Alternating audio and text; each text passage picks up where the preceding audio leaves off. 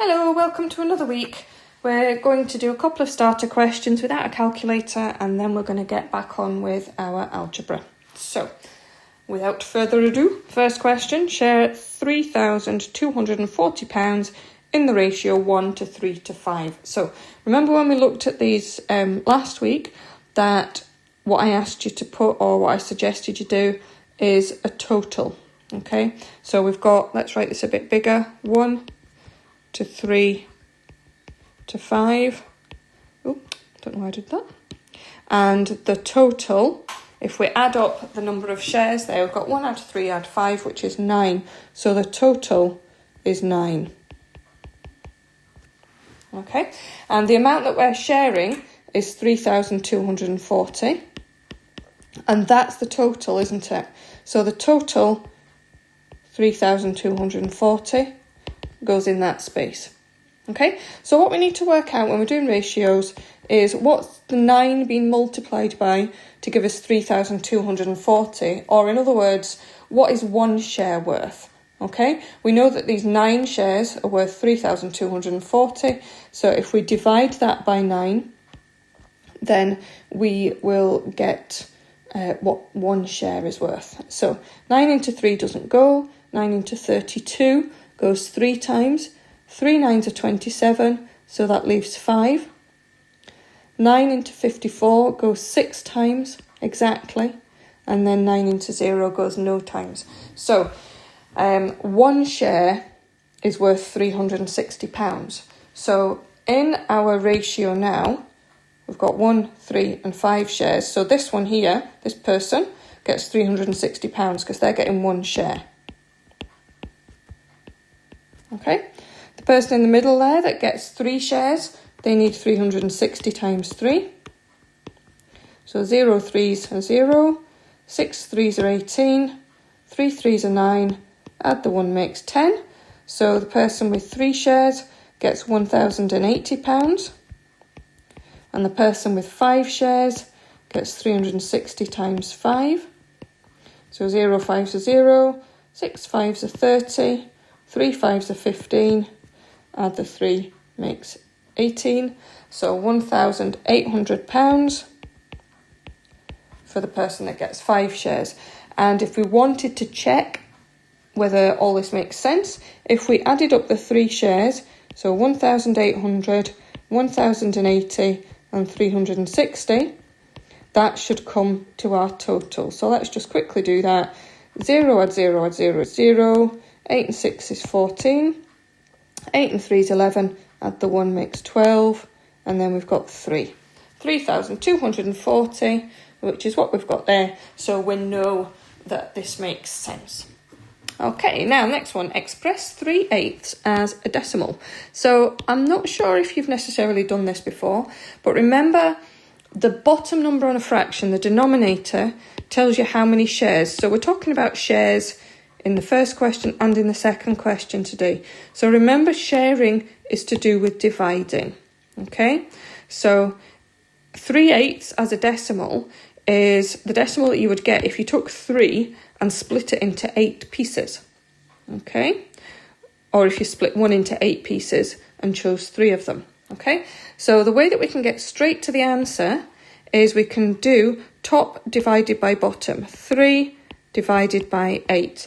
Now that goes against your normal instinct for which number you put where, because normally you put the big number under here and the small number on the outside and you go ahead and do your dividing. But don't forget, 3/8 is less than 1. It's less than a half anyway, isn't it? So when we're doing this dividing, we are expecting there to be a 0 there, okay? Because there aren't any 8s in 3, okay? So remember what we do. Now we've got 3 that we need to carry, but there's nothing to carry it on to. But remember what we can do is if we just put a 0.0 there, remember 3.0 is the same size as 3, so that's totally okay to put that 0.0 there, and then we've got something to carry the 3 onto. In dividing, you always make sure you keep your points in line. 8 into 30 goes 3 times. 3 8s are 24, so that leaves us 6 left over. Again, stick another 0 on. 8 into 60 If you know your 8 times table, that goes 7 times. 7 eighths are 56. So we've got 4 left over. And again, stick another 0 on, because remember, look at this. 3.000 is exactly the same size as 3, so we can keep on adding as many zeros as we like. But 8 into 40 goes 5 times.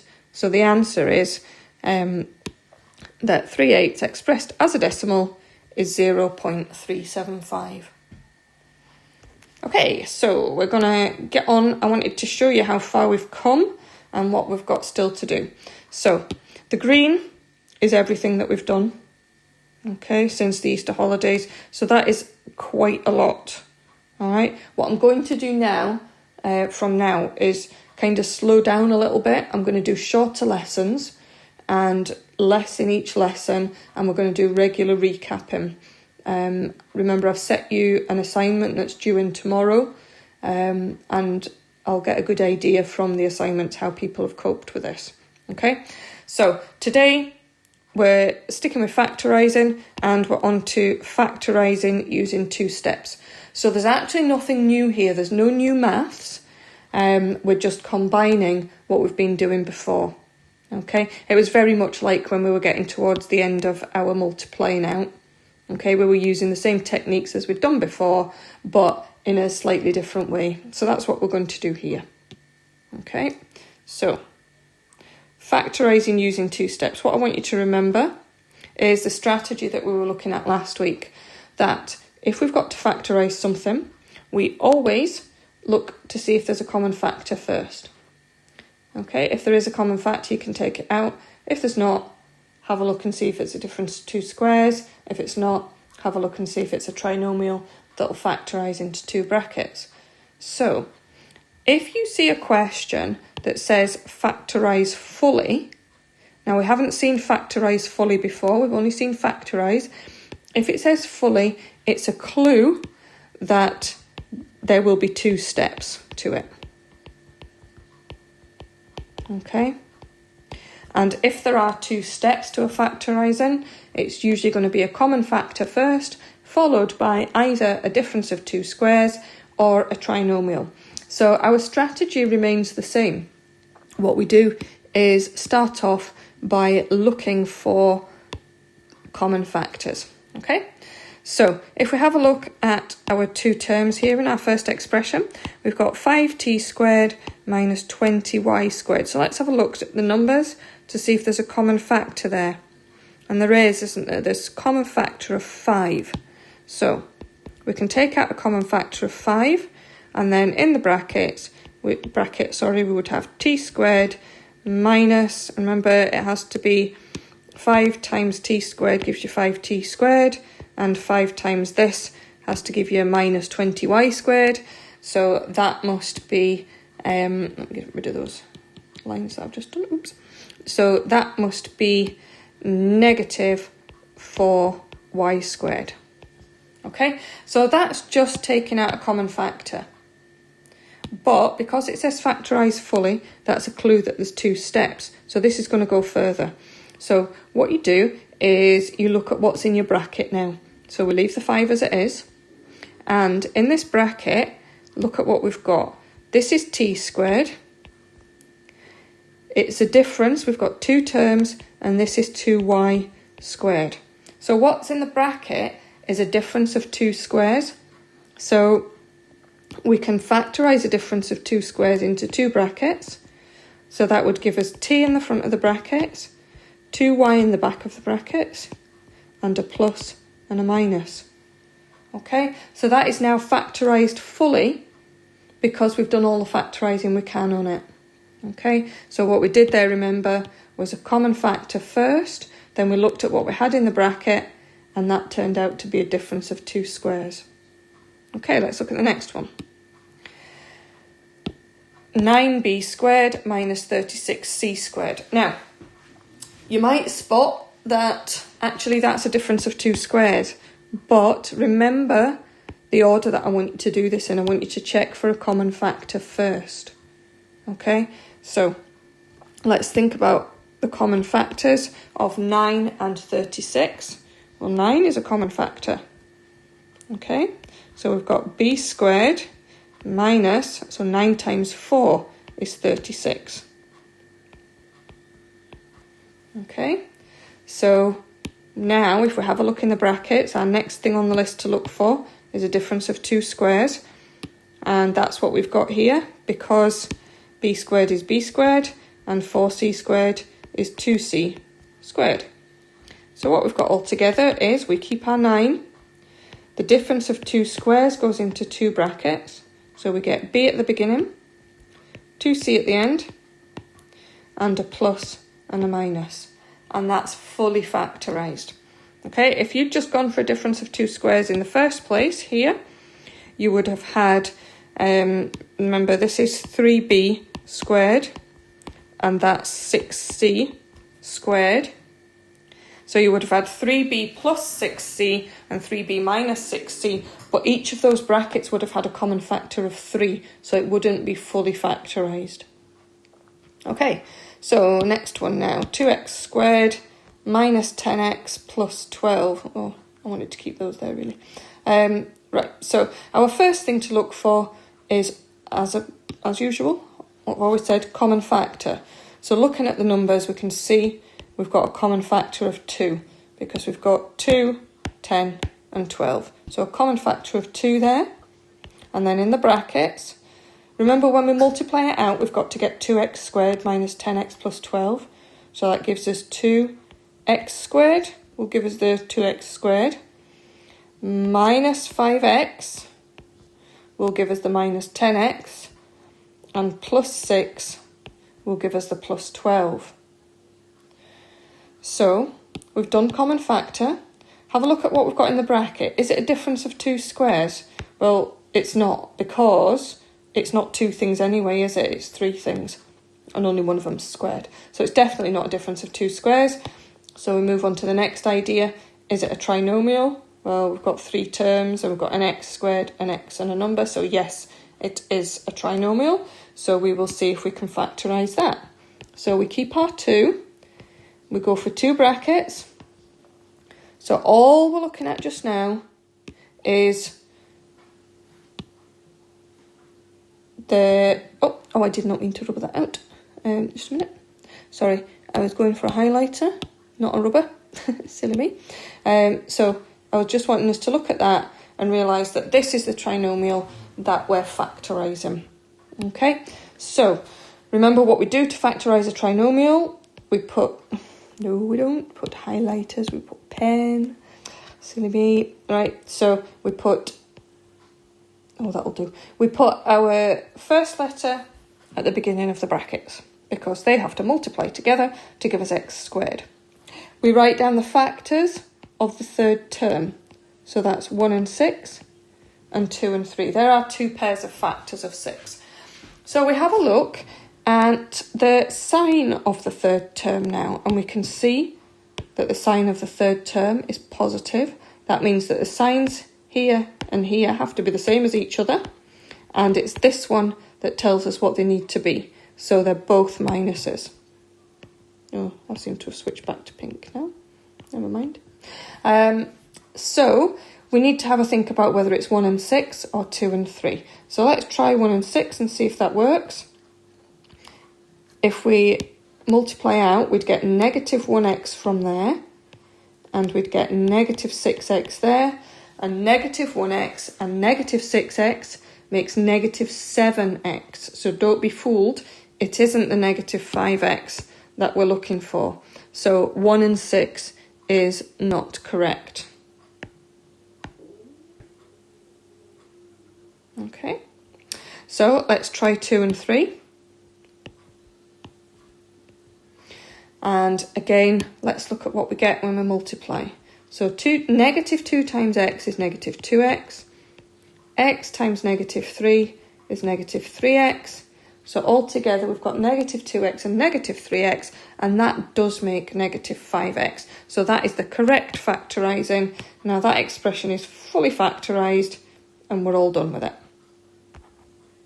Okay, next one.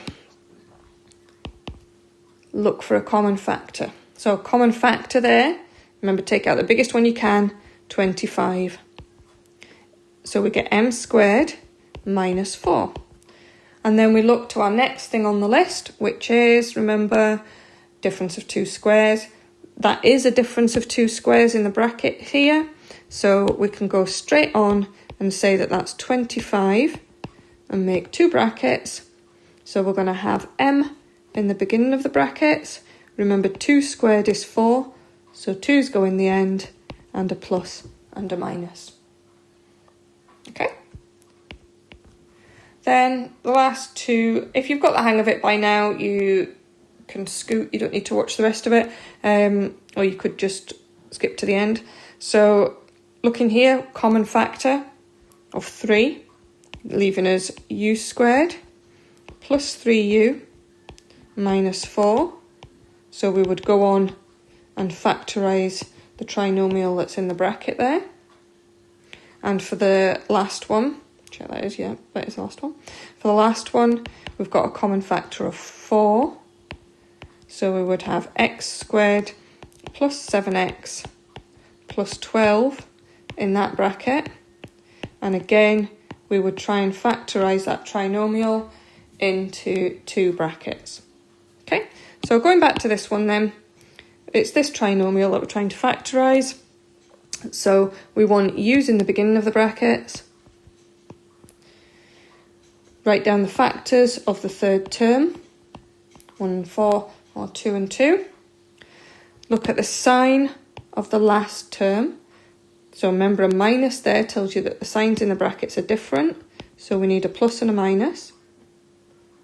And then we need to work out whether it's 1 and 4 or 2 and 2.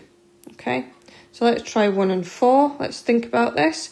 Now, we don't know which number is getting the plus and which number is getting the minus, do we? So let's just have a look at our factors 1 and 4 here.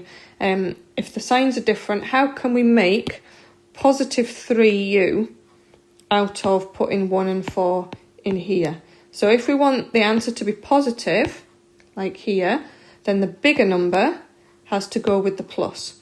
So that means we need to put the 4 there and the 1 there. And we can do our usual multiplying out. That gives us positive 4u there and minus 1u there. And 4u take away 1u is 3u. So that's the correct factorising there. Okay, and our very last one for today is we're factorising now x squared plus 7x plus 12. So slightly easier one to finish with, really, I think, because everything's positive. So we're going to put our x's in the beginning of the bracket. Write down the factors of 12, 1 and 12, 2 and 6, 3 and 4. And we need to work out which pair it is that we can make 7 out of. Okay? And then there's no point in trying ones that we know we can't make 7 from. So just ignore that pair and ignore that pair. So we know it's going to be 3 and 4 anyway. A plus here means that the signs in the brackets match, and they both match that, which means that we've got 2 pluses. We know it's going to be 3 and 4, and then a quick check gives us 3x here, 4x there. So altogether we've got our 7x when we combine them. So that, again, is the right factorising. Okay, so I've given you some practice questions to do. If you need to watch this again, just go ahead. But remember, our process is look for a common factor. First of all, take that outside a bracket, work out what's inside. Then look at what's inside the bracket. If it's a difference of 2 squares, split it up like you know how to do. If it's a trinomial in the bracket, like here, then you split it into 2 brackets using the process that we've been practicing over the last week or so. Okay, so well done. I will see you tomorrow.